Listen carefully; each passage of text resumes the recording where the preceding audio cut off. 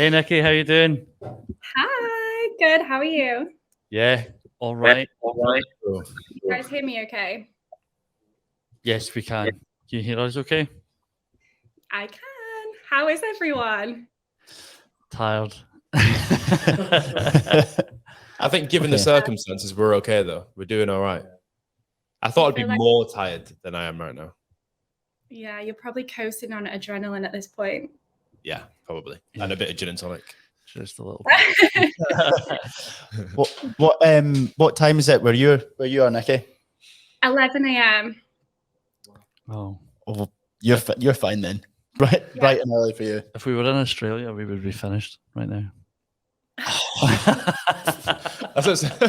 If it was 10 a.m., we'd be finished right now. What's so funny? So when I was in the UK, my brother used to live in Australia, and I used to wake up on a Friday morning, and this was at the point when I absolutely hated my job, and I was thinking, if this was Australia, it'd be the weekend by now. And I was old, I thought, because we're so ahead. It's the weekend somewhere, that phrase. That's it. Why don't we do a really quick meditation to see if we can raise your energy levels a little bit? Absolutely love it. See you later, Callum. Cheers. Cheers, Callum. Right, okay.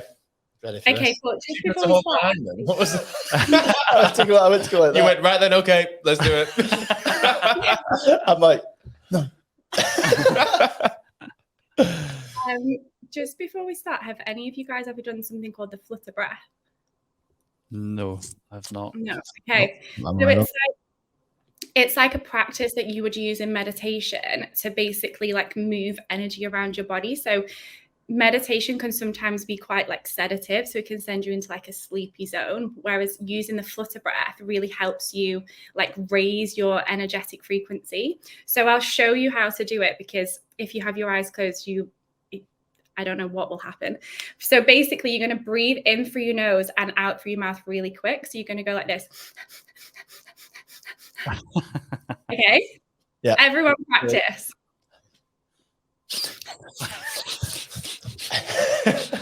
It feels so weird to do it at first, but just keep practicing. So can you feel how you'll feel your breath kind of getting quicker? Why did you do it so fast? I know. I'm just doing this. and then not breathing out. That's literally perfect. So you're just going to go in and out as quick as you can. So we're going to do that basically for a minute, and then at the end, Did you see Ben? What? You look like you was just on another planet, Ben. You descended to some other place. I look like one of those Muppet characters. So we're sorry, Nikki, we're doing this for a minute. Yeah. So wait, I'll guide you through it. So when you're ready, close your eyes. I'm going to close my eyes with you. Okay. This will actually test you to see how good you are actually focusing your mind, because there's people watching, you've got headsets on, but just bring all of your awareness inwards. And maybe you want to bring your focus to a part of your body, so your chest or the tip of your nose. Just focus somewhere where it feels calming. And you're just going to notice your body. So notice your chest as it rises and falls.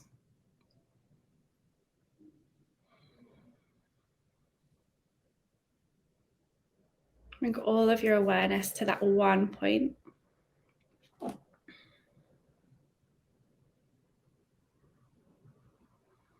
See if you can slow your breathing down. So inhale through your nose and out through your mouth.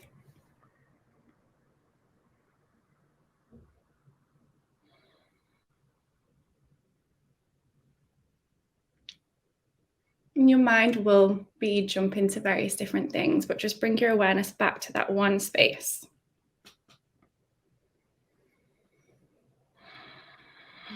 And we're going to enter into the Flutter Breath, but as we do, try to let go of any judgment, forget that people are watching. We're going to just breathe in and out as quickly as we can, with the purpose of just really moving any stuck energy, any emotion, any tension out of your body using your breath. So when I count down from 3 to 1, you're just going to go into it. Trust yourself. There's nothing that could possibly go wrong. 3, 2, 1.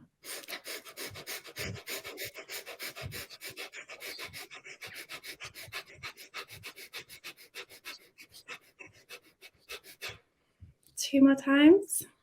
And then just pause, hold your breath. And just notice the energy, the feeling that you have, the frequency, and just allow all of that energy to settle. This would be a really good time to focus on something that you want to manifest, a goal, anything that you've been working towards. Bring that into your mind, into your focus. And then let go and just take one big deep breath in.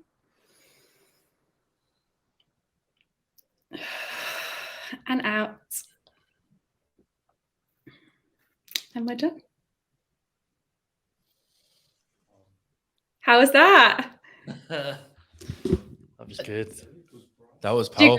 Do you guys feel energized? You know what was so good when you said before we did it, you said like no fear of judgment, don't care what anyone else is doing, nothing could possibly go wrong. Because before you said that, I was literally anticipating feeling a bit embarrassed or maybe doing it wrong. Yeah. You created that space instantly, and I was like, okay, like I'm the only person here now. I'm just going to do it at my pace. And I noticed that when I was doing it slower than you. I could hear you like. I was like way slower than that, but I was like cool with that. Yeah. Yeah. I remember the first time I did it, and it kind of made me panic a little bit because I was like, this isn't a normal way to breathe. But then at the end, did you feel that energy kind of settle in your body? Did you get that feeling? Yeah, it's like when you've just done exercise a little bit, or like you just ran a short distance and then your breath comes back. It's quite relaxing. Yeah. Perfect. Fascinating. Yeah, that was good. It was strange for me. It was just strange closing my eyes.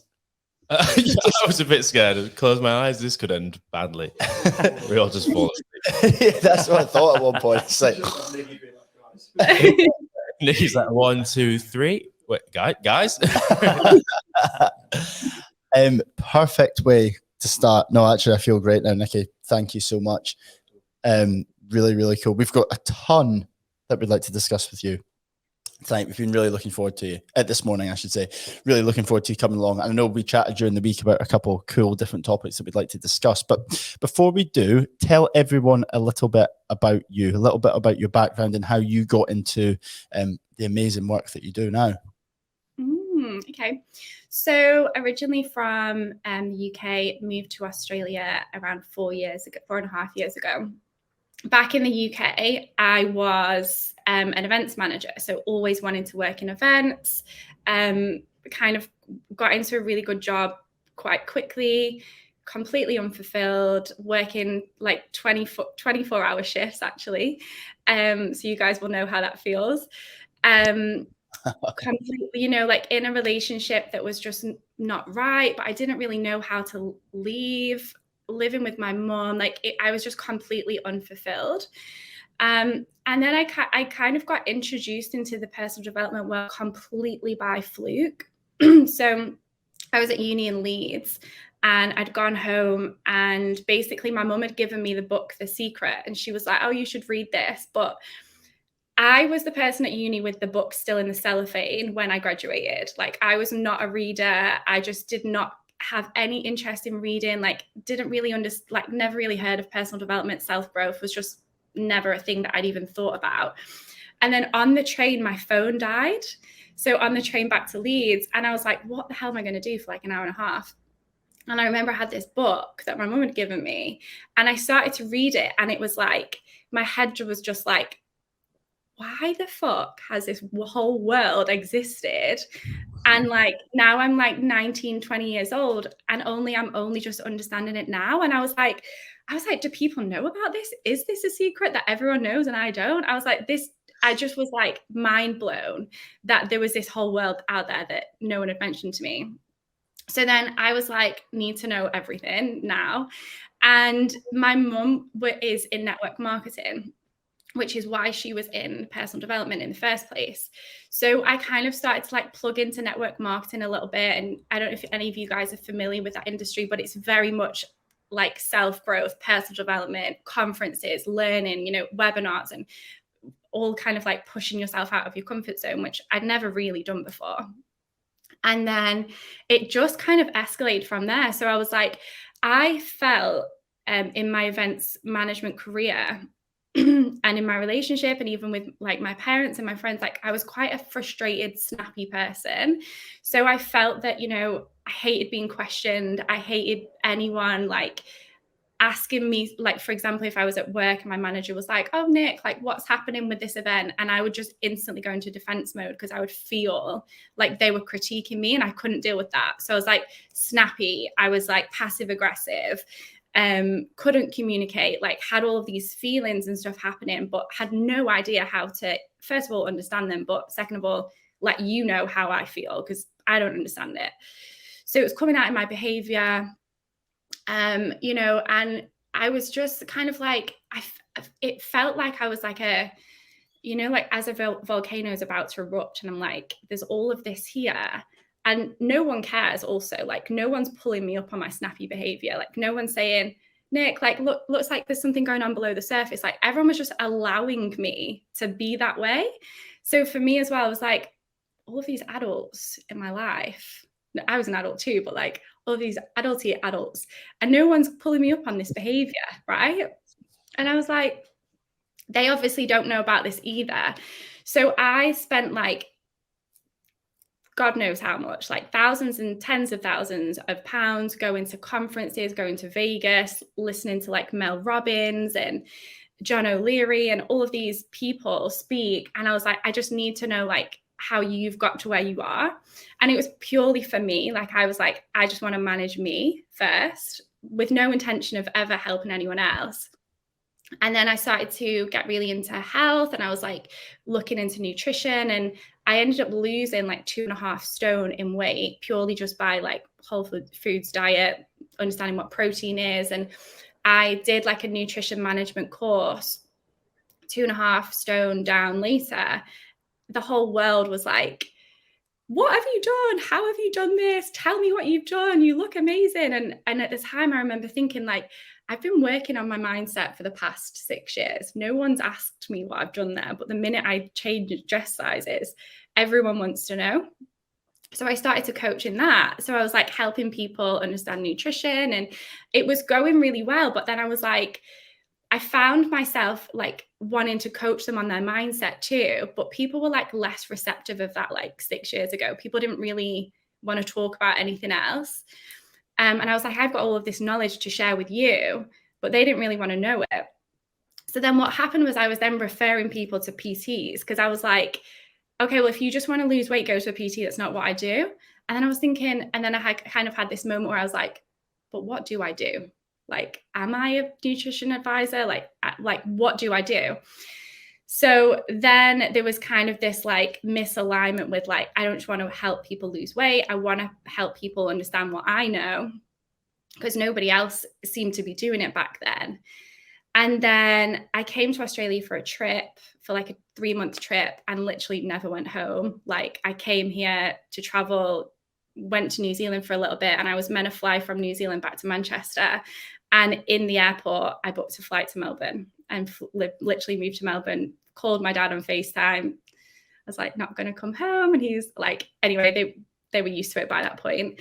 So moved to Melbourne and like never gone home. But then it really helped me kind of move to this space because it's like a fresh space. Like I'm a massive believer in changing your environment because no one knew who I was here. So I had an opportunity to completely reinvent myself.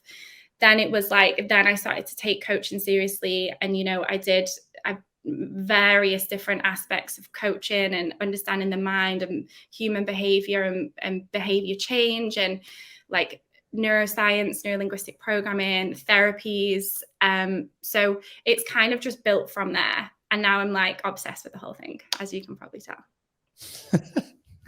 What I absolutely love about it is, we've discussed this a lot of time, Nikki, is obviously in order to do this job, the self-awareness needed. But it's so funny because it's just such a contrast to where you were before. The stubborn girl, didn't want to listen to anyone, not ready for any help, but a little bit probably just oblivious to the fact you needed help when it not needed help. Apologies, it's not the right thing, but wanted to potentially change. You've mentioned this sort of like built up frustration and anger. Have you managed to pinpoint where you think that stems from? Yeah. What you just said there, you're absolutely spot on. So we don't know what we don't know. And I think we just accept the way that we are. And we say, like, for example, the stubborn thing, it's like, oh, I'm stubborn because my dad's stubborn, so I get it from him. Or it's like, I'm a Virgo, so we're just stubborn. If you're born in September, you're stubborn. Like, we hide behind these things where it's like, and everyone does it, right? But it's not true, because then I realized, well, I can choose to not be stubborn. Like, I can choose, it's a choice. So to answer your question, did I pinpoint it? It was just, it came from a huge misunderstanding of who I was, because when I realized being snappy and passive aggressive is not part of my personality, it's actually very far away from who I really am at my core.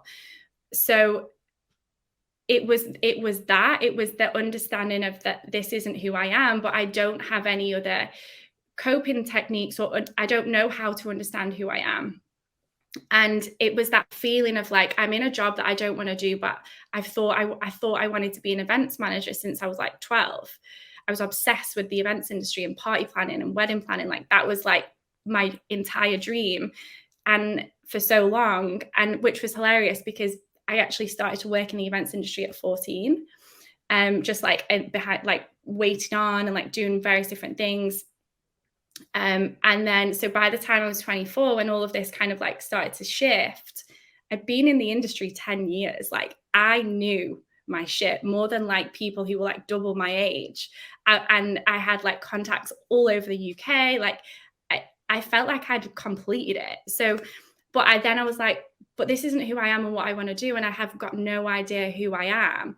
So then when I hired my first coach, I think I was around 21, 22. And she said to me, who are you? And I was like, I'm Nikki, I'm an events manager. I'm however old. I live here. I'm like, I said all these like titles. And she was like, okay, so let's take away the age, because when you're a year older, like, take away the age, because you're going to change age. You're going to change job titles. You know, yeah, you're a sister, but like, who would you be if your brother didn't exist? And like, who would you be if you weren't all of these things? And I literally burst into tears. I was like, I don't know who I am. And she was like, okay, so like, let's start there. So it was like understanding more about who I was without my history and without my circumstances being what I thought I was. Does that make sense? Mm-hmm. Yeah, 100%. And it's funny because we just had Sky on just before you, and my story, you know, Danny's story is very similar. Sky's story, we said that the main reason that we started to turn our life around was because this lack of identity, or lack of understanding on what identity was, our true identity was. And Sky had a moment where she was basically a self-proclaimed party animal and ended up in hospital, and basically turned her life around from then. And I asked her about an hour ago, I said, what do you think would have happened if that moment hadn't happened? What do you think, where would you be, do you think, if you hadn't ended up being hospitalized? And I want to ask you, what do you think would have happened if you didn't end up picking up that book on that train that one day? Honestly, like, the funny thing was, I would always look at people who, you know, had businesses or had all of these things, and I'd be like, I want to be like you. Like, I want that. But because I'd never had that space to like be myself or like understand who I was, it was always just something that I kind of like looked at and thought, one day, right? So then I think if I hadn't have read the book, I would still be in that place of thinking one day. Whereas now, that is me. Like the thing that I would look at and be like, I want that. Like that's what I have. So I think I would still be in that place of I'll have this Monday. I think that we all have these desires. Like we all have these parts of us that we don't tell anyone about. And it's the part where we look at other people and we think, you know, I want what they have, but it's never going to be possible for me. So, you know, creating your own business or like whatever it is, we look at people. And for me, it was like, I would look at people like public speakers, for example, or like authors or like anyone who was like in a leadership role and be like, wow, like that's incredible. One day that was kind of like my thought process. So I think we all have these parts of us that we don't really talk about because there's not really a space to talk about it, right? Like your friends might not necessarily understand, or like, so had I have not picked up the book, I think I would have still been in that place where I'm like, one day that will happen. But then the book really helped make me realize that it is possible. Like you can do anything that you put your mind to. So with that perspective shift, you can make things happen. And the book really just helped me kind of open that avenue to like, okay, now I've got a route. Yeah, exactly. And I think what's great is that it's funny because so many people have different type of mantras or beliefs that like everything happens for a reason, or, you know, the universe has its ways and that type of thing. And I know that me and you share a belief that it happens to a certain extent, but then it's because what energy we are putting out there. But then it's interesting because a lot of the people, I find me and you very fortunate in a way to have kind of had this discovery and then changed our lives with it, and then now going off to help other people with it. It's interesting because now it's your job to not kind of let people find it naturally, but to try and pierce through that subconscious and have that earlier intervention with them, or I suppose them coming to you as well. That's kind of where you're at, aren't you? Yeah, I think like people have this belief, like people will look at all of us and go, you know, it's okay for you. Like, you know what your passion is.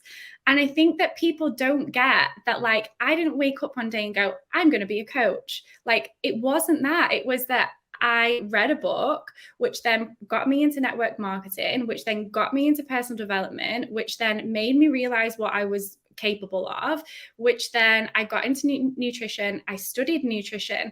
Like, it wasn't one step. It was one tiny step to another one. And it's really just taking the opportunities as it comes. And like I said earlier, the beginning part was always, I just want to feel better in my own body. Like, I just want to understand my emotions more, which then led me to this part. And the journey was like this, just like with you. Like, I don't think you, like 3 or 4 years ago, you were like, I'm going to create an award. It was probably like you did something and then something else and something else and something else. Like, just like everyone, all of you, like we all took stepping stones to get us to where we are today. Yeah. And I think that's one of the big issues that we have, is that a lot of people, who was it that we spoke to about it earlier? They're saying a lot of people think that there's just this big, massive leap. No. This big, massive overnight overhaul, but really it's just like one tiny wee step, and then it's just another one, and then it's just another one. It's not Tanya. I think it was Tanya. It's all merging into one now, isn't it? Yeah. It's turning into one big conversation. It is, isn't it? No, I think it's really practical what you just said there about breaking up into steps. It's actionable. I think it's a massive hurdle when people think, oh, my hopes and dreams are so big and so, you know, so fairy tale like that I can't ever go after them because of how big they are. But if you just chop it into little chunks, then it's actually very, I don't want to say very achievable and underplay it, but like it can still be a massive dream. But if you chop it into little chunks and little steps, like climbing a ladder, then you can climb further than you thought was possible. But how do we help people recognize that it's okay to dream big, but what's probably better is if we dream big and then try and turn it into an action plan? If that makes sense. Yeah, exactly. I love that question. And you're so right. Like, I am practical tools. Like, I want you to really understand, okay, so now you've got the theory, but like how the hell do we implement this? And this is why, like, I talk about all the time, like, this is why your affirmations aren't working. This is why your manifestations aren't working, because Instagram and TikTok has got us thinking that we can just think things and then they just appear. And that's, if only that was true. Like, you have to just think, like, if someone gives you an opportunity, and there's opportunities every single day, always, and you can find them, or sometimes they get given to you, and it's a choice. Like, you either say, yeah, this is something that I want to explore, or you say no, and you don't move forward. So like, let's just say someone here was listening, was in a career that's really unfulfilling for them, and they want to do something else, but they don't know what else. I would really just start with, because also, just to backtrack a little bit, if you don't know, nobody else knows. So, like, you have to explore yourself. What are your strengths? What are your weaknesses? Where are your skill gaps? What do you do that makes you feel really good in work or out of work? Are you really good at giving advice? Are you really good at listening? Are you really good at, like, under pressure? So, like, or do you hate being under pressure? So kind of figuring out all of these things, and then you've got an understanding more about who you are. That's an actionable step. So now you know more about who you are and what really fulfills you. How can you make money from that? And I'm also incredibly passionate about helping people understand more about how they can employ themselves, because I think, like, I just saw an ad this morning and I was like, oh my God, this has been backing up everything that I've been talking about for the past, like, 2 months. They're turning human jobs into robots every single day. Like, Qatar Airways are literally doing avatar air hostesses, like avatar cabin crew. So, like, when you get onto a plane and they show you, like, the poster of, like, this is how you put on your mask, and, like, this is how you put on your seatbelt, and that kind of thing, they're actually getting rid of that job, and it's going to be like a hologram of a human.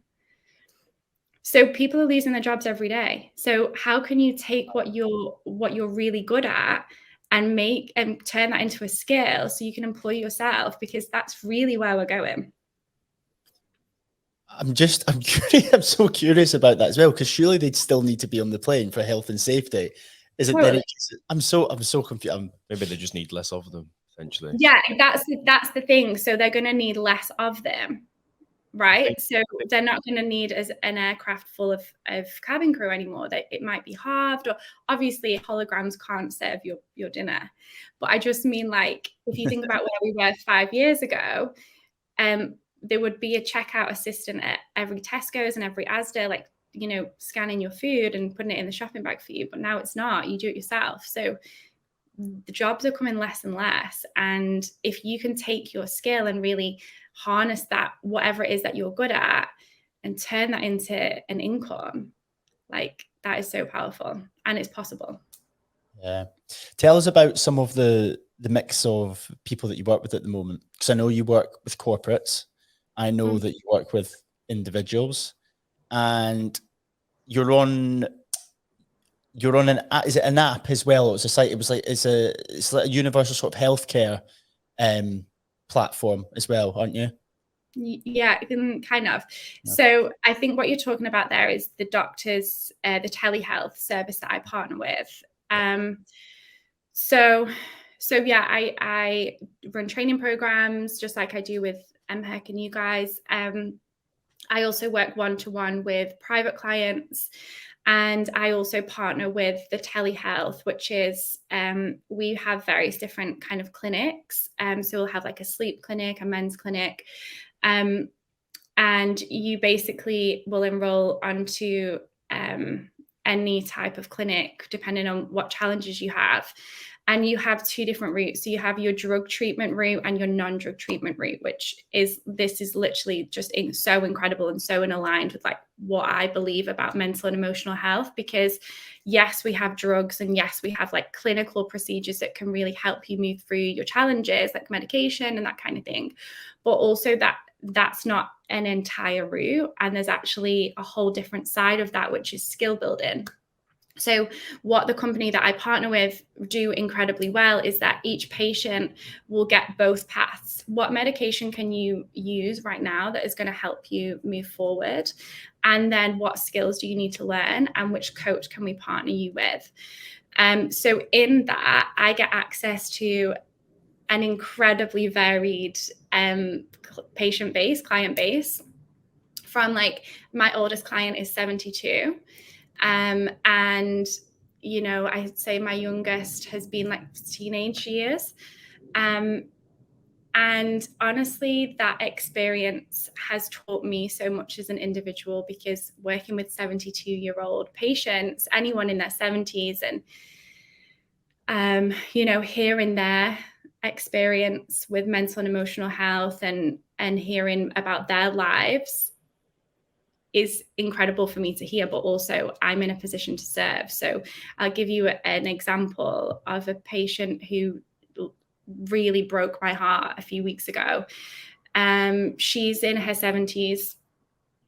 She's been on medication for her anxiety and depression for the past 20 years, various different GPs, various different psychologists, but no one had actually ever really explored with her how to skill build, how to manage her emotions. So she's just really been in this 20-year period of like crying herself to sleep, really losing touch with like her family and losing that connection. And then me and her had like a 1-hour conversation, and we kind of went through some really, really basic skills to help her understand like how she was feeling. And no one had ever done that with her before. So I think it's that piece of I think as we're understanding more about mental health and understanding emotional health, and that, you know, how it works, we can now really say with confidence, there's 2 elements to this journey. You don't just have to go down the medication route. Like, how you are today, like where you are right now with the emotions and the thoughts that you're having, you can skill build. Like, this is just a skill gap. Just like when you're learning how to drive, I use that as an example all the time.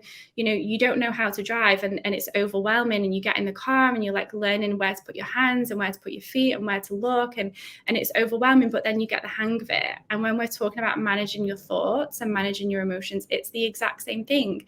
You know, you've got a skill gap, you hire someone, they teach you how to do it, and then you're self-sufficient.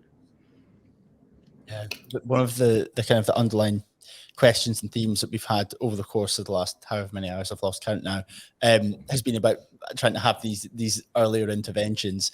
How important is it, do you believe, to have these earlier interventions to get people to understand their emotions, to be able to regulate their emotions before those kind of, that lack of identity or that lack of understanding leads to mental health, which can then obviously lead to mental illness over time as well? Yeah, absolutely. As soon as you see anything in your behavior or anything in it, we can always judge things off how we feel. I think as adults, we get very good at kind of like dismissing things based on how big they are in reality. So for example, let's say you've had a conversation with someone at work, and they said something in a conversation, and let's just say it was a really minor thing that they said, but you feel really triggered. So let's not judge things on the severity or the size of the actual event, and more so on how you felt when that happened, because your triggers are there to teach you. So just because somebody said something, and to everybody else that might not be a big problem or like, you know, a big thing to everybody else, to you it clearly is. So judging where you can grow as a person or what you need to heal based on the intensity of the emotion, that's really what we need to get better at. So if there's an intense emotion that you're experiencing, or thoughts that don't really make sense, or you feel anxious or stressed or guilty or worried, that's not normal. Like, you can skill build, and you can actually totally transform that simply by implementing some new skills. And I think that's the piece that we really need to get better at. Like, life doesn't have to be draining, and life doesn't have to be like you know, stressful and heavy and feel like a slug and feel like Groundhog Day every single day. Life should be free and exciting and passionate and, you know, fun and joyful. And you can create that. You really can create that. What do you think are barriers to people identifying that and then actually taking action to improve either their mindset or their mental health? Like, because it sounds really straightforward and simple when you break it down into the small kind of component parts, but what barriers do you see for people to actually take an effective change? Great question. The biggest barrier is people's expectations. Expectations that, you know, everything should be okay. Expectations when they compare themselves on social media, like my life isn't where theirs is, so I'm not meeting my own expectations. I'm not meeting everybody else's expectations. You know, we put so much on expectations, and I think if we can really, I don't want to say that word again, I've just said it about 10 times in one sentence. Forget that word. We set this standard of like where we think we should be operating from, and we don't meet our own standards. So therefore we have this ingrained belief that I'm not good enough. And then that belief then impacts how you show up in your relationships. You'll have anxious attachments with your partners because you have this inbuilt belief that I'm not good enough. And it's all because you have set this standard for where you think your life should be and who you think you should be to everybody else around you. And if we just let go of that standard, so I was having a chat with one of my clients yesterday. He's based in New Zealand, dad of 2, granddad of 1. Marriage is literally falling apart, and last resort was that he enrolled into the doctor's clinic, which is how I got access to him. And we was talking about this because he was like beating himself up repeatedly over these failures, like I've failed as a dad or failure as a husband. And I was like, your expectation of yourself to not fail is the reason why you can't let go of this. I expect myself to fail. If you have an expectation of me to be perfect, that's your problem, not mine. I can expect myself to make mistakes. I'm going to upset people. I'm not going to always say the right thing. I'm going to mess up. I'm going to make mistakes. And I expect that of myself because I know that I'm a human being and I'm not a robot. So we're really bad at allowing ourselves to make mistakes because of this standard that we've created in our head. If we just let go of that, nothing else matters. Like it's gone. And then we can just work on improving ourselves and doing what we want to do and making life how we want life to be, and make mistakes along the way, and it's fine. Yeah, I think it's just incredible because it sounds like letting go of that expectation in itself is just so incredibly freeing that, that it's everything else is then only going to head in one direction after that, if that makes sense. Yeah, for sure. Like I heard something in a book lately and it really stuck with me, and it was something along the lines of humans are the only living being on earth that pay for the same mistakes repeatedly. And I was like, yeah, why do we do that? Like we make a mistake and then we internalize it, and then we're guilty, and then we're shameful, and then we have all of this, and it doesn't go anywhere because we don't express it, we don't talk about it, we just internalize it. And shame and guilt are like 2 of the lowest vibrational frequencies that you can ever operate from. Compassion and empathy and love and joy, the highest. So if we can't give ourselves that liberation, it's going to be painful. But it's like we've created this cage. Like I talk to the MHEC guys about this all the time. Like we create this cage and we put ourselves in it, and we like literally launch the key, and we're like, I'm just going to stay here and like beat myself up for mistakes I made years ago. And you know, it's like the anxiety because I'm not meeting my own standards and all of this, and it's just stressful and like pent up. And like this is why I was so frustrated, because I had all of this internal emotion that I wasn't expressing, and I wasn't allowing it to kind of go anywhere. So I was just trapped in this cage of like stress and like worry, and it was awful. Remove that cage, then you're like, you expect that, you know, things aren't going to go great, but you're expecting it. So when it happens, you're like, oh yeah, like here we are, next, and you move on. How do we remove the cage? How do we allow ourselves to explore and investigate our own emotions and behaviors in a judgment-free way that's going to allow us to grow? Okay, great question. We look at this core belief that I would say 99.9% of people have, which is, I'm not good enough. You look at that belief and you ask yourself, who are you trying to be good enough for? How much external validation do you need until you're going to believe this? Because the answer is always like, there's never an amount of external validation that you can achieve, that you can receive, that's going to make you believe that you're good enough. It has to come from within. So what expectations and what standards are you setting for yourself that you're not meeting? What does that look like? And where can you be more flexible? Where can you be more compassionate to yourself? And I don't know if I've really answered that there with like a practical way, but what I'm trying to say is that you have to look within. Like, it has to come from within. It has to be you exploring these really core beliefs that are literally controlling your behavior, showing up in your relationships, showing up in you know, your career and the actions that you take. It's self-exploration. If there was like a one size like fits all approach to it, like we would all be liberated, but it's a process of exploring, understanding who you are, understanding what you're capable of, like letting go of the past as well. Like we make it become part of our personality, like what happened to us as a child, or like what happened to us in our past relationships. Like it becomes part of our personality, where it's like, oh, well, the reason I do this is because this happened to me when I was 16 or whatever, or like this happened in my childhood. And it's like, let go of that though, because your past a lot in your childhood is absolutely out of your control. It's not your fault. But what you do have control over right now is that if you're going to allow your past to creep into your future, because as long as you're allowing your past to define who you are today, it's going to continue. It's going to remain part of who you are. We was talking in the MHEC training last month about the victim mentality, and it's like we victimize ourselves, and every time we do that, we give our power away.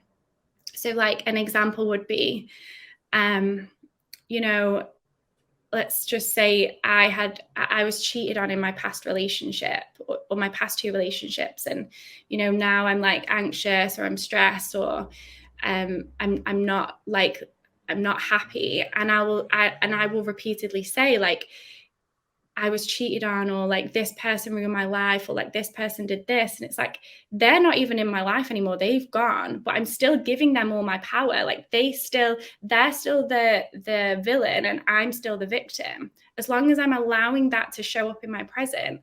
And like, I think it's really hard for people to hear that it is a choice. Like you don't have to victimize yourself. You can say, this is what happened. This is what happened to me in the past. This is the responsibility that I can take. This is what was out of my control. But now I have the lesson, and the lesson is what I'm going to hold on to. This is what's going to help me move forward. So it's really just, you know, that awareness of letting go. Like the past is really not, it's really not your personality. It's not part of who you are. It's just something that happened. Take the lesson, and now you can co-create whatever it is that you want to achieve. Yeah, I think that's brilliant. And we've got a comment here from Sarah from earlier on, but I thought I'd bring it up onto the screen just now because it relates to what you were just saying there. Just tuned in again to you legends, Nikki, your power, or how you get back your power, always blows my mind. Everything is possible. I think that's one of the key messages that has really landed quite well within the MHEC group when you talk to them about reclaiming their power. Thank you for introducing us and the group to that as well. Yes, I love that. Hi, Sarah, if you're still here. I'm glad that you brought up the victim mentality, the victim mindset there, because like you said, you did a training on that last a couple of weeks ago. Yeah. Some of our coaches are raving about it. They're just like, why couldn't I have seen this years ago? I know you started to delve into it a little bit there, but can you just give us a little bit more context, or for anyone who's watching now or going to listen to this back, what is a victim mindset? How common is it? How can we identify it? How can we try and rid ourselves of it or improve it? And then, yeah, just any more information on it would be great. Yeah. Okay. So again, like I had to start this training with a disclaimer, because I was like, you are going to be triggered. You are going to hear things that you're not going to like. Like this might not sit well, but you remember your triggers. I've literally drilled it into the MHEC crew that your triggers are there to teach you. So if you're triggered, what is it that you can learn from that? So trigger warning. So if you think about it like a triangle, so you've got yourself at the top, or you've got let's put the victim at the top, and then in the other two corners you've got the villain and you've got the hero. So we all play each of these roles. We'll kind of go in between all of them, but we're just going to call this the victim triangle. So it's that the victim is really that somebody else can do something to you. So for example, how many of you, and we've all done this, we're in a bad mood because it's Monday. It's Monday, right? Monday's going to come, but we're in a bad mood. So it's Monday, we're in a bad mood. Or like when a conversation doesn't go right, or a conversation doesn't go the way that you think it's going to go, let's say with your manager at work, or like with your partner. And it's like, when you said that, you made me feel this way. When you said that, you made me feel this way. Nobody can make you feel anything that wasn't already there before. Nobody. So, and I'll give you an example of that. So let's say that I was on a night out and I really loved my makeup, really loved my hair, really loved my outfit, but somebody came over and said, what are you wearing? What is this outfit? I love it. So I'm going to be like, what are you talking about? This outfit's great. Whereas if I was insecure about my outfit and somebody commented and said, your outfit's awful, I'd be like, oh my God, I need to go home and get changed. Like, because the insecurity was already there. So nobody can make you feel anything that you didn't already feel in the first place. So like maybe some of you guys have also experienced like a relationship, or you're texting someone or you're seeing someone and they've said, when you didn't text me back for 2 hours, it made me feel anxious. Or you didn't text me back for 3 days and I feel whatever. So they're basically saying your actions made me feel this way, right? Nobody can make you feel anything. So by you saying, when you did this, it made me feel like this, I'm creating myself as the victim and I'm making you the villain, right? So you're the villain, I'm the victim. I victimized myself out of your actions, which I've got no control of your actions. So those two parts of the triangle is essentially saying you're giving your power away to that other person. You're literally giving it to them. They haven't even asked for it. They didn't text you back for a few hours, but you're saying they've made you feel a type of way. It's not true, but it's what we believe. So the other side of this is the hero. So the hero is somebody who feels like they need to save someone. But the victim and the hero is that the victim will feel also like they need to be saved. So for example, let's say my boyfriend didn't text me back for 2 hours. When you didn't text me, he's not texted me back for 2 hours. So he's the villain, I'm the victim. Let's say I call my mom and I'm like, Mom, he's not texted me back again. Like, I'm so anxious, I'm so stressed. Like, I deserve better than this. And my mom's like, I know, sweetheart, like you're so much better than him. And like, she's almost like validating my victim mentality that I've created. She's not saying to me like, Nick, he might be busy. He might be, the battery might have died or whatever. She's almost like aiding my victim mentality. So we all play all of these three roles, right? We all play the victim. We've all been created as the villain and we've all been the hero. So the way that we would spin this is that we've still got the three parts of the triangle, but the victim becomes the creator, the villain becomes the challenge, and the hero becomes the mentor. So I'll explain that. So this is like the empowerment triangle. This is like the actionable steps. So we have got no control over other people's behaviors, right?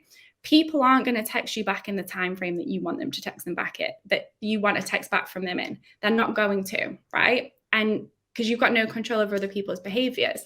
So instead of victimizing yourself and making them the villain, you can say, okay, this is a challenge because I'm triggered. So I'm going to take back my power here and I'm going to actually work through this trigger, because the reality is, if I want to be in a relationship with this person, I can't be being triggered every time they're busy or every time they're in a meeting or whatever. So this is something that I get to work on. So you're grateful for having the trigger highlighted, but you also then get to implement a boundary. So, this is where you're really taking your power back. So if this is something which is too much for you, you get to have that conversation with that person and say, hey, I'm actually working through this trigger. I don't know if it's abandonment issues or it's because of my anxious attachment style, but I felt really anxious when you didn't text me back. Absolutely not your fault. This is like something that I'm going to work on. I just wanted to let you know that that's how I felt. I'm now the creator because I've put that out there. If that person wants to then act on that, they get a choice to. But then you also are then in a position where you get to implement boundaries and you get to kind of communicate and say, this is actually really what I need in order for me to feel safe in this relationship or feel cared or feel seen or understood. And then they can either choose to honor you in those boundaries or they choose to not. And then again, you're the creator. So if they're going to not honor you with those boundaries, you get a choice. Are you going to stay? Are you going to leave? Right? So you create these opportunities for yourself. You set yourself up for failure. And it's really in your communication style, the way that you communicate, but also nobody's got power over you. You have the power at all times. Like, just keep the power. Don't make them the villain and say, when they did this, you felt like this. You felt like that anyway. So take control. If you don't want to feel like this again, work through it. And, you can work through it by inner child healing, exploring your subconscious mind, hiring a therapist, hiring a coach. So watching a YouTube video can be incredibly healing. Writing in your journal is incredibly healing. So many tools out there that you can self-heal. And then the other side of the triangle is that the hero then becomes the mentor. So again, like, that's the therapist or the coach or the friend that you might call and be like, hey, I'm really triggered because he's not texting me back. Do you have any advice, or what would you say? And then, if that was me, and I'd be like, okay, well, look, like, this is clearly like your trigger's there to teach you. How can you work through this? So like flipping it, you keep your power. Your personal power, it's the only thing that you have. Hold on to it. It's like you literally have so much power. Like, people don't understand how powerful they really are because they're giving it away to their managers and the traffic and Mondays and bad weather all day, every single day.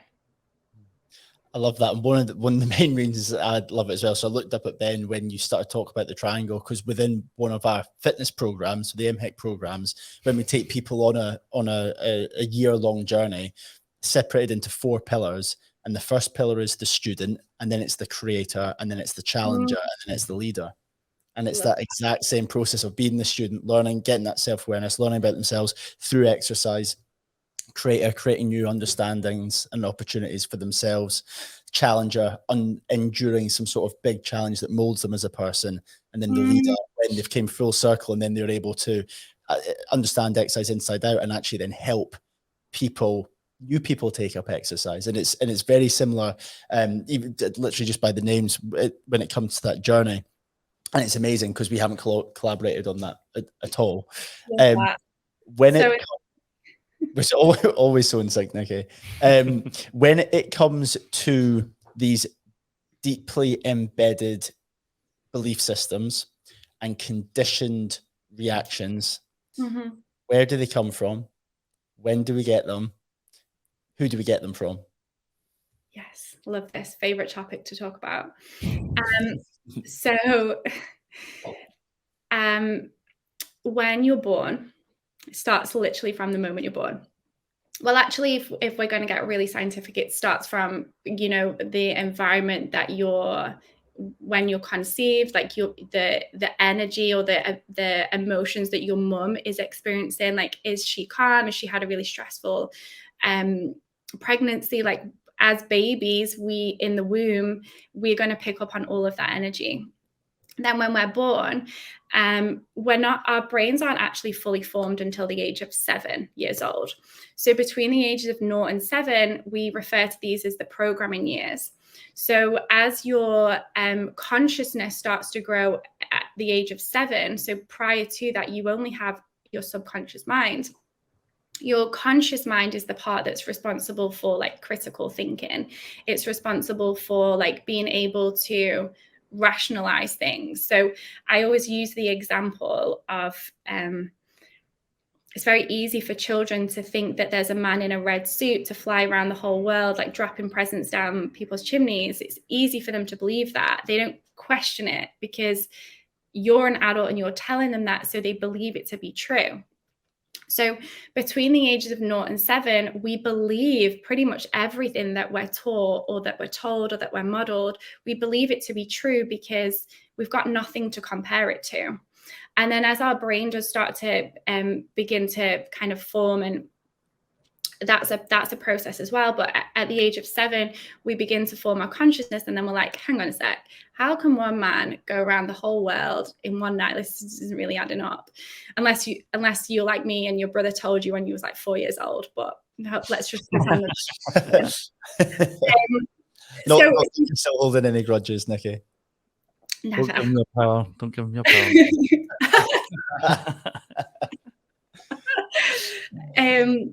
So we don't have the ability to question things. So when we think about Santa Claus going around the whole world, we can actually look at that and go, that's not logical. That can't be true. But if you think about everything else that we learn in between those years, how did your parents show each other love?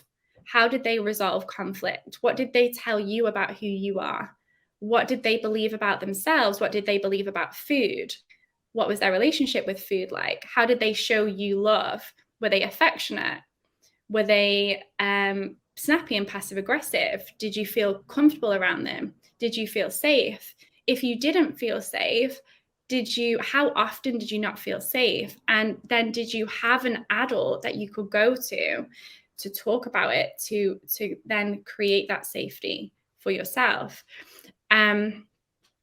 What was the quality of your parents' relationships like? Was it a deep, meaningful connection?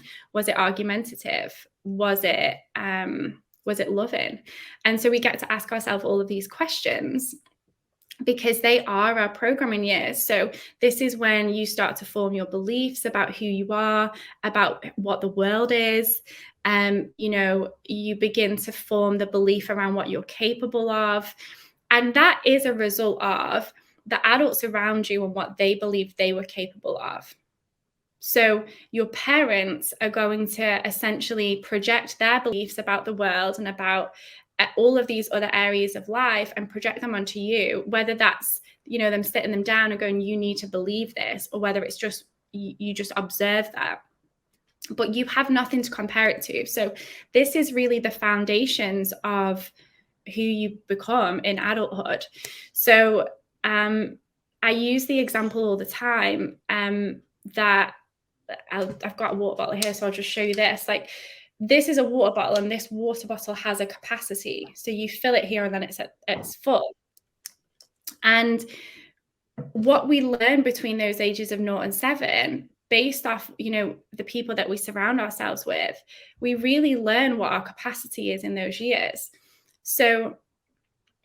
So many people will get into adulthood and think that this capacity on them exists, but human beings don't have they can't reach a capacity and then it's done. Like, it doesn't work like that. But because of our belief systems, how much money did our parents earn? What kind of job role were they in? What does everybody else in the family do? Like, how did they handle their reactions? How do they handle objections? Like, all of these kind of things. We believe that is part of who we are. And actually, it's not. We just need to kind of peel back all of that programming that we've learned and look deeper and actually find, okay, well, who would I be if I was born into a different family? Or who would I be if I didn't have this belief? And is this belief really yours, or is it something from someone else? Like, where did these beliefs that you have about yourself and the world come from?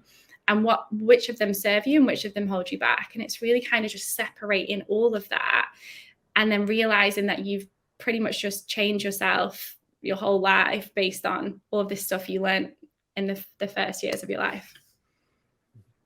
Wow. I hadn't heard any of that before, so I thought it was really interesting. Yeah, it's crazy. Yeah, it's so good. I remember when you first said some of that to some of our coaches, and it was the similar thing to you've just said there, and it was of course you're going to believe the things that you get told as a child. Yeah. It's the first time you've ever heard them, so of course you're going to take that as gospel. And everyone's like, oh yeah, because there was I feel when people start to go on this journey and start to find out a little bit more about this, they're like, oh, did you know that apparently you learn everything from the ages of 0 to 7? And you're like, oh my God, is it? And then like it's so obvious. It's so obvious that it happens. When it comes to some of the victim mentalities and the behaviors that you've identified, I think one of the issues is the name, which is why people then I'm not saying there is anything wrong with it, but that's the first thing that people take offense to. So that's the first hurdle that you mean the victim mentality? Yeah. And that's then the first thing that people take offense to. Yeah. Do you wish that you at some point you'll be able to address a room of people and not have to give a disclaimer on that? I kind of go back and forth with this. I really do go back and forth with it, because I'm all for free speech, and I'm like, I have an opportunity to inform and I almost need you to be triggered, because if you're not triggered, this information isn't going to land. It's a difficult one. I don't know. Do you remember the whole Molly May scandal? You've only got 24 hours in a day. Mm-hmm. Yeah. I spoke quite openly about that, and I had to mute the comments on the flipping post I put, because people were like, there's people in third world countries who, and I'm like, right, but why are you offended? What's your excuse? Because that's them, but they didn't listen to the podcast, you did. So what's your excuse? Because we do this, and we're triggered and we find excuses. And it's something that I really feel passionate about. People really, really struggle to accept that happiness is an inside job. And like I said earlier, we make our past part of our reality, and we drag that with us. And, and what I'm saying here isn't revolutionary. People have been saying it, leaders have been saying it for years. If you want to create happiness, you absolutely can. It's a choice. And that is triggering for people, because they're like, you don't know what I've been through. You don't know about this. You don't know about this. But the truth, when I was just going back to the Molly May scenario, and that whole comment about 24 hours in a day, she doesn't drink, she doesn't go out and party, she doesn't do all of these things. And so she can say that she takes her time seriously. And, when you're in the personal development world and you're plugging into self-growth, and you're plugging into learning to be a better person and to overcome your challenges and overcome your programming and grow as a person, you hear shit like that times a million. Every single book, every single podcast, every single chapter, people say that kind of stuff repeatedly. So for me, it was just really a wake-up call. The ones that were going, this is outrageous, you can't say this is offensive, whatever they were saying, those are the people that aren't doing the self-development. Because if they were, they would have heard that a million times by now. I was I watched the Molly May podcast, and I didn't even flinch at that comment, because I'm like, yeah, you're right. We get to create, we are the creators, and whatever you do with your time, you get to choose if you're going to invest that time into something that's going to make you grow, or you're going to waste it. And it's hard to hear. Should have put a trigger warning on that as well, probably. Do you feel a lot of the backlash on her was because of how she's got her platform? Because I know that was then that's where a lot of the comments seem to be stemming from. And it was a lot of stuff that was just totally untrue as well about her, I felt. Yeah, like the UK just absolutely love to trash people. Like they love to do it. We see it happen all the time. Like, I don't know what it is about like the British culture, but people can be so like, I just look at her as like a 22-year-old woman who she had a successful YouTube show before she even went onto Love Island. And then she went onto Love Island as a tool to get her to where she wanted to be. Like she did that herself. No one forced her to do that. She had that initiative. I want to grow my business to here. And I'm going to use this as a vehicle. And she did that. And people struggle to accept that she did that. So they love to bash, you know, it happens all the time. And it happens a lot with females as well. I don't know what it is, like, you know, Caroline Flack. And we love to take someone who is like, actually, if you compare Caroline Flack and Molly May's like personality, fun, like free spirit, like kind of like the girl next door kind of best friend, like just really fun and enjoying life. And most people a lot of people look at that and be like, I want that. I don't know how to get there. So let's just pull her down back to where we are. And I think that's what people do with Molly May. When it comes to this victim mentality, what barriers do people put up? So say, for example, right, imagine I'm of this mindset, right? And you're coaching me and I've came to you because I want support. And then you're offering me support, but I'm kind of not taking it. I'm resistant, right? What sort of barriers are typical for me to put up on this journey? Because there's multiple ones. And I'll have one and then you'll maybe break through a barrier and then I put up another one. What are the most common ones that you see? Great question. Very common barriers, like this won't work for me. I've tried everything. Like it's really just these really strong like thought patterns. But the thing is, like my approach, so there's kind of like two parts to my coaching. Like I want to go through all of the past with you and I want to kind of look at the root cause, but I also want to give you management tools. And I know these management tools work because I've used them in myself and I've had hundreds of clients who have implemented these tools and seen results and got themselves to the results that they wanted to do. Like I can give you the information, I can't implement it for you. So we can look at belief systems that are kind of holding you back. Like we can kind of go through all of that, but I can't implement it for you, right? I can't do that. I had a client who he's in New Zealand too. Third marriage, his previous two wives had cheated on him, really low self-esteem, 4 kids, not a great relationship with any of his kids, like kind of in a really, really weird part of his life. And we've been working together. And he said to me on a call last week, "You've gave me confidence." And I was like, I haven't given you anything. I haven't. I've just shown you where to find it. Like he was kind of saying it in like a gratitude way, I suppose, but no, I didn't do that for you. I just showed you what was possible for you and you got yourself there. I can give other people these exact same tools and they don't get there. So there has to be an element of you taking responsibility for everything. And you guys will know that working in fitness, like you can give them everything. They'll still tell you like they've been doing what you've told them to do. And you know they haven't. Yeah. And it's so funny because we get people that go through a total transformational change and you will totally change who they are, gain so much perspective on their life, gain courage, know what they're capable of moving forward. And you see this amazing change, right? And then you sit them down and you ask them a question like, what would you like to thank yourself for? And they don't know how to answer it, or what you, and that's a bit of a blanket statement. Like obviously a lot of them do, but so many of them don't, and so many of them still have resistance there. And I don't know whether it's because it's something that's so deeply conditioned still, that's more difficult to undo, or just because it's something that they've never done. They've never asked themselves that before.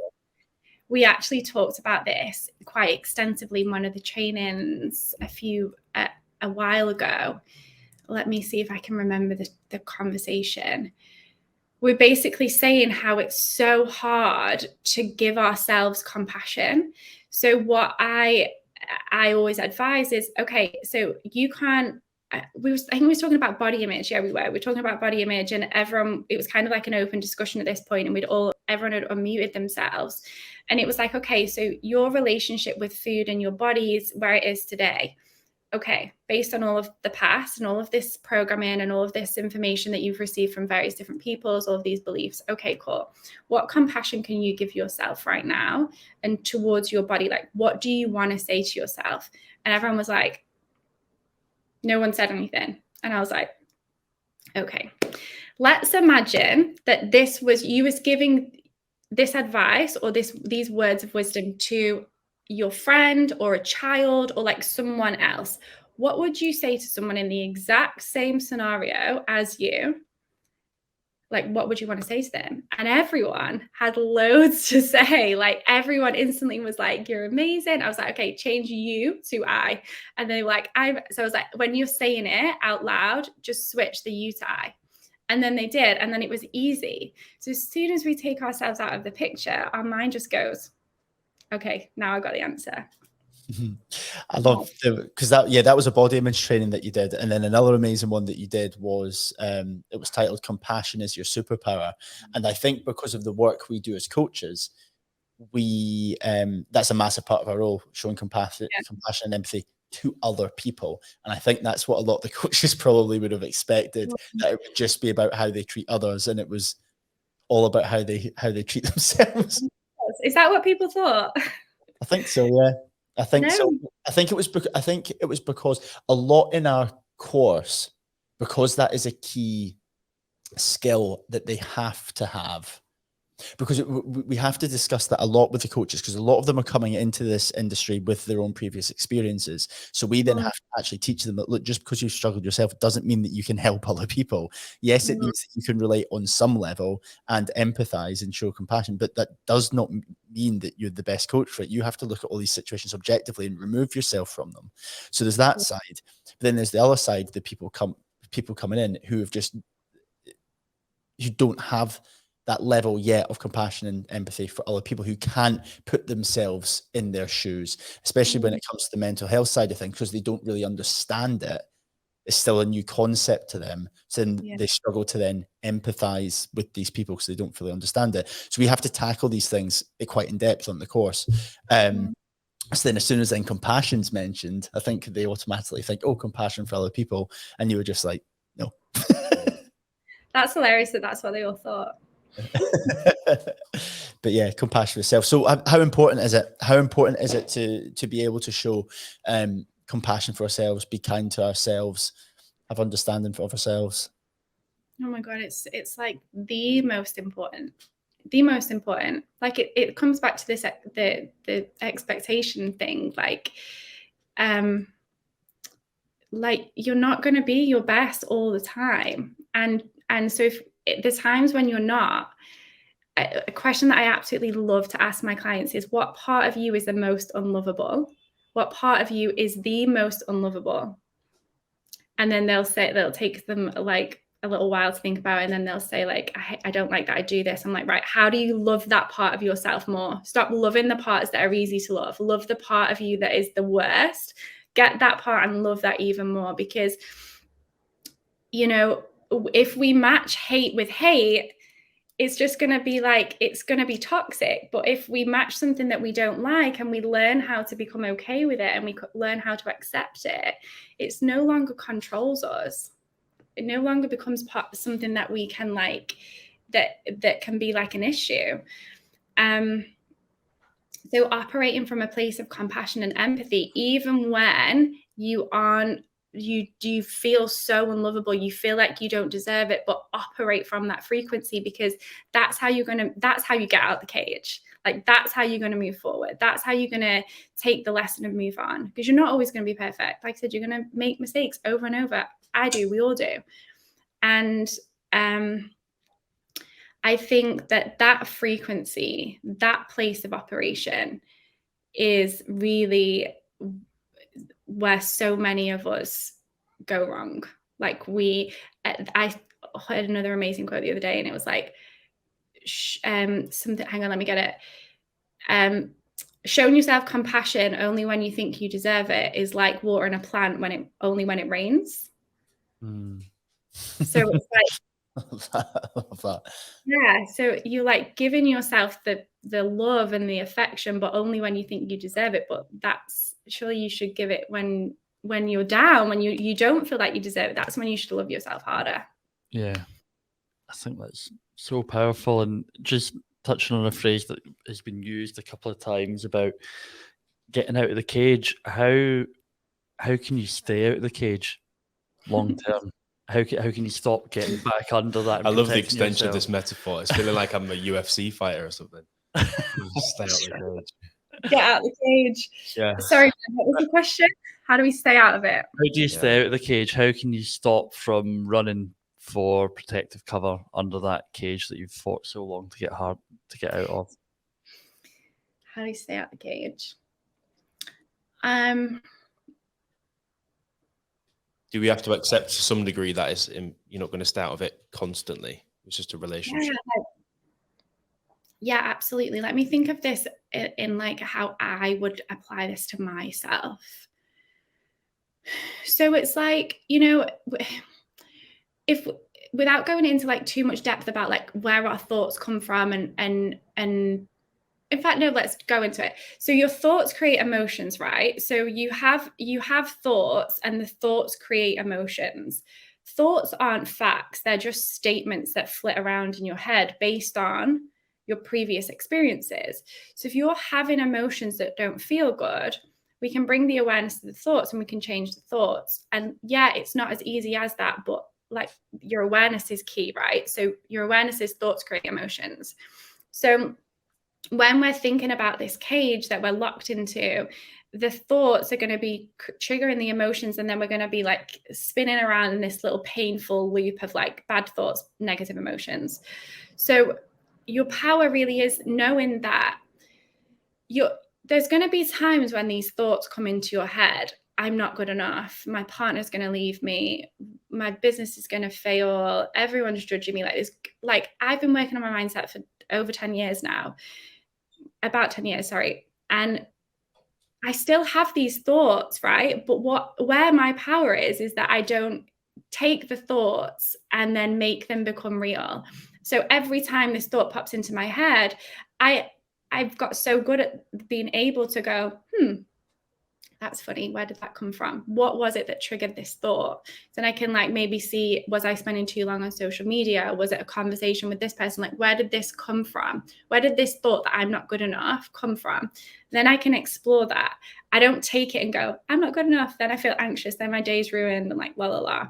So the way that you can stay out of the cage is have the expectation that these thoughts are going to come in, and then just let them come in and let them pass. And you don't have to like make them all reality.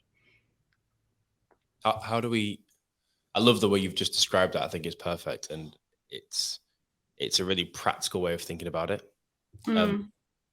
How do we help people who are imprisoned by their thoughts?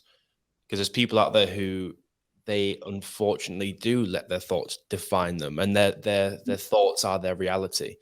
Their reality is their thoughts. And it's how do we help someone go from a place where an intrusive thought or a negative thought comes into their head and it instantly becomes their reality? How do we help that person go from that place to a place where they just see their thoughts from an observational standpoint, from an investigative standpoint of like, oh, that's a thought and I'm having that, but the thought isn't me. I'm just having that thought and it's fleeting. How do we help someone get from A to B in that respect? Amazing question. Love that. So it really is just you being that representation, so we can meet them where they are. So it can be like, let's say if this is like a client setting, or even just the friendship setting, or so let's say they say, I'm feeling anxious, and I might be like, like, what is it that happened today that made you feel anxious? And then they'll answer that question, and you can meet them there. You can be like, yeah, that's something that I've experienced before. This is how I got out of it. So you can be that guide. You can be that person that you can say, oh my God, yeah, like this has happened to me before, and, resonate with them, connect with them on that level. Make them feel seen, make them understood, make them feel like you've heard and you've listened. And then just be that representative for like what's possible.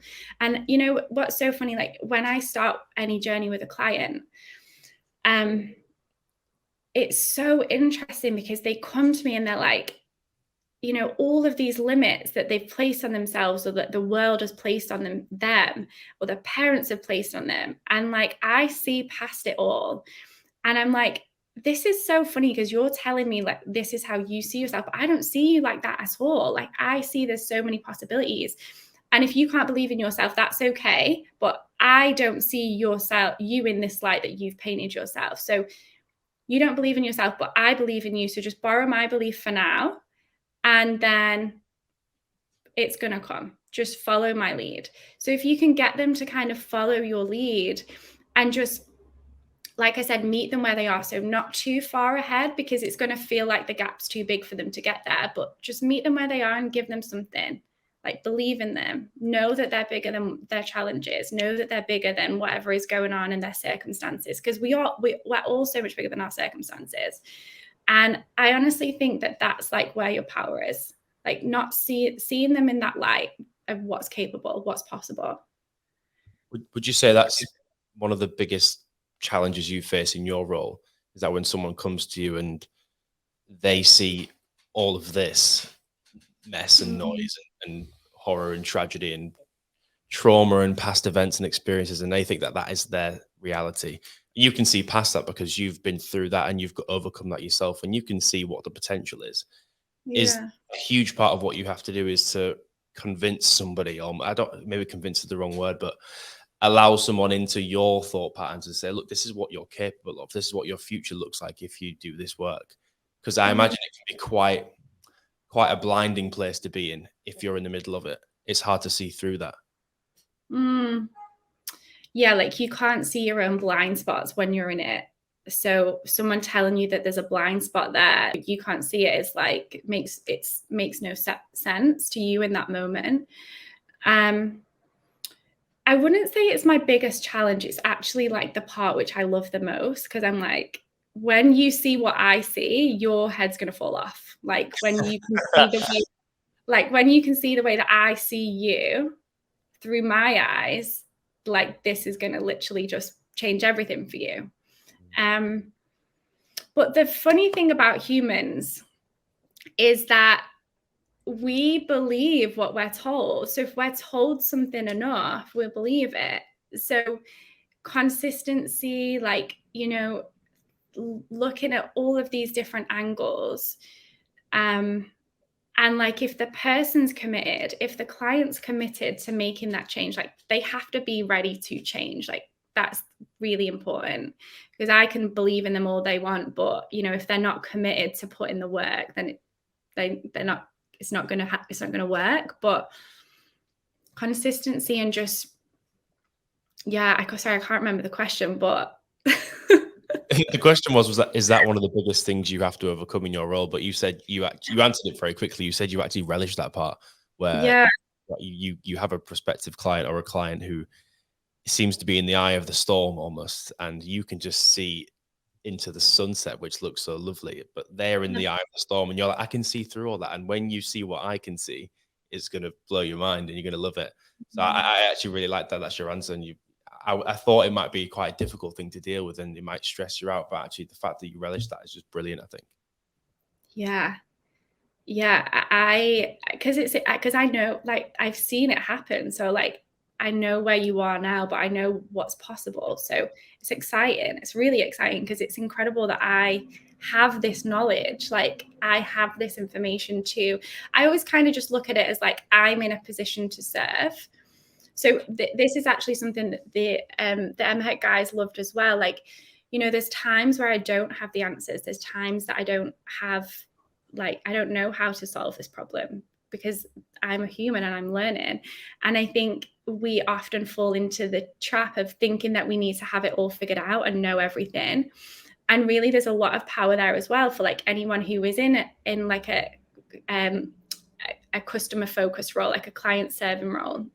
Like, you don't have to have everything worked out. You can actually say, like, you know, I'm still learning about this, or I'm still growing, or I'm still kind of understanding this myself, but I'll understand it a little bit more and I'll come back to you. And like liberating ourselves of not feeling like we need to have everything figured out as well is really powerful too, because we don't have to have it all figured out. So if you're in a friend setting, for example, and a friend comes to you and says, you know, this is an issue for me, or like I'm working through this, or I feel really like this. And we can often like panic, like, oh my God, I need to help. But really just being that sounding board and like listening, and then, you know, working with them, like, what is it? What support do you need? What do you have? Like, what is it that you need from me? Do you want me to just listen? Do you need advice? And like working with them. Love that. Love that. That's brilliant. At the start of the conversation, we spoke a little bit about how some people might look at people like yourself and maybe what we're doing here and be like, oh, look, it's so easy for them. They've got it all figured out. They know what they're doing. They know what they're passionate about. And we spoke about how if you break it up into little chunks, that actually anybody can find out what they really want to be doing and where those passions lie. And you kind of broke your own journey into little steps and how you arrived at where you're currently at. Are there any other steps to this journey? Is there something past where you're currently at, or are you really happy with it sounds like you're really happy and it's quite clear you're passionate about what you're currently doing, but do you see any more steps past this one where you're currently at, or is this where your sweet spot is? Oh yeah, no, there's loads more steps after this. So really my goal and like what I really want to work towards, and we're actually creating this right now, is public speaking and hosting Mind Health School events. So we're actually going to do one this is hot off the press. I'm going to come home for a little while in July and August. I'm going to do one in August in Manchester and another one in July in Sydney. So public speaking, because I get to share this really simple information that I've learned that's really helped me go from where I was 6-7 years ago to like where I am today. Like this is something that I can share with so many people, and this could be the catalyst to them creating the life that they want, as cheesy as that sounds, but like that's the ultimate goal, right? And I think that when I look into the future, I see that happening. I see me delivering this information to like thousands of people. So that's really the goal. But I never want to like lose this one-to-one interaction. I never want to lose like that. But just like mass education, like the reason why my business name has got school in the name, like Mind Health School, is because had I have learned this information at school, I wouldn't have spent my teenage and my early 20s feeling that way. So had we have learned to understand our emotions, had we have learned to manage our thoughts, had we have learned about our subconscious mind and the power of breathing, like the power of breathing, we need to breathe to survive, but nobody's taught how to do it correctly. Like how absolutely crazy is that? Because most of us don't breathe correctly. Most of us breathe from our chest, and that's only using a really small capacity of your lungs. So the very basic thing we need to do as humans, most people do it wrong because we don't know. There's a skill gap. So I really look at Mind Health School as like where you're going to come to learn to understand your emotions, understand your mind. And until schools start doing that, that's what my platform really aims to do. Wow. I love that. It sounds amazing. Thank you. I've picked up on a word you've used a number of times in this conversation, and that word is serve. It's clear it underpins a lot of what you do, and it's a massive part of your model, if for want of a better word. And I feel like if you wasn't feeling like you were serving people, you probably wouldn't be doing what you do. How important is that to you, to feel like you're providing a service and providing value to the people that you're trying to help? Yeah, great question. It honestly just it gives me purpose. Like, I feel that if I can make somebody else's life a little bit easier with this information that I know, I would like to do that. And it really does act in a way of that, it's just knowledge sharing. Like, it's an absolute fluke that I fell into this world. This wasn't intentional. It was a fluke. So I feel that happened for a reason, because now I get to share it and I get to talk about it with other people. So when I don't do that, it's like, God knows what I would do. Like, I don't know what I would do if I didn't have that. I think Reggie, if Reggie's still here, thank you, Reggie. I think we can all agree with Reggie's comment there. You're an absolute superstar. That's my boyfriend. Is it? Oh, love that. Love the support. He's extremely hungover because he was awake till 5 a.m. watching the Liverpool game. Nice. I think we're going to feel hungover tomorrow, today, without even having that much actually to drink. With having two, this is my second gin and tonic in 20 hours or something like that. I'm going to be hungover tomorrow. Yeah, but Nikki, thank you so much for taking us through that. Very, very conscious of your time. You've been with us for over an hour and a half now. I'm sure there's so many different learning points there for anyone that's been with us for that whole time. So just before we let you go, what's on the horizon for you over the next couple of months? You've obviously touched on the fact that you're coming back to the UK and you're going to be doing your public speaking masterclass. What else have you got on the go? So my one-to-one coaching program is always open, always accepting new clients. So that kind of just takes the large majority of my time. We are working towards also creating a membership platform, which is on the horizon probably in the next 6 months. So they're really the three main projects: my one-to-one clients, and the events, and also the membership platform. So lots of exciting stuff, and all just really like avenues to kind of get these really simple tools into the hands of everyone and anyone who needs them. Brilliant. So exciting, isn't it? Yeah. Oh, Nikki, thank you so much. We speak to you weekly and have the absolute privilege of you delivering sessions for us every single month, and it's just you. I think the very first conversation me and Ben had about you, sorry, that sounded wrong, after you'd done an event, we checked in straight away and we were like, right, what do you think of Nikki? And we both just went, we just absolutely love, it's the aura about you that's very calming. But when it comes to the education side, this field for so long has either became a bit too spiritual, not too spiritual, but a bit too in a way that isn't relatable to people, or it's been too overcomplicated. And you just bring everything together and you are able to explain it in a way that is so easily understandable for the people that you're wanting to help. And although I feel as if I've got a good understanding of a lot of this stuff, you've taught me honestly so much, and hopefully you've taught some people stuff this morning as well.